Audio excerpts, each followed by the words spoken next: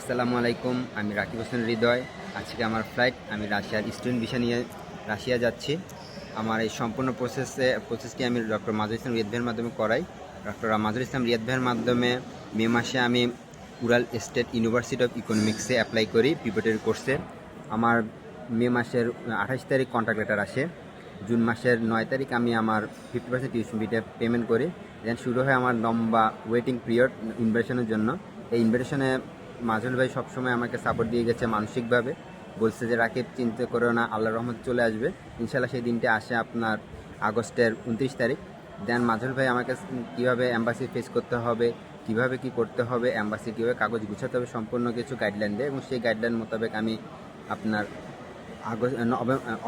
অক্টোবরের 22 তারিখ embassy face করি এবং আল্লাহর রহমতে অক্টোবরের 27 তারিখ আমি আমার কাঙ্ক্ষিত রাশিয়ান স্টুডেন্ট ভিসাটি পেয়ে যাই। আজকে আমি রাশিয়া চলে যাচ্ছি, সবাই আমার জন্য দোয়া করবেন।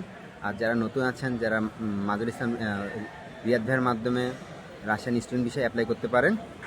আসসালামু আলাইকুম সবাইকে।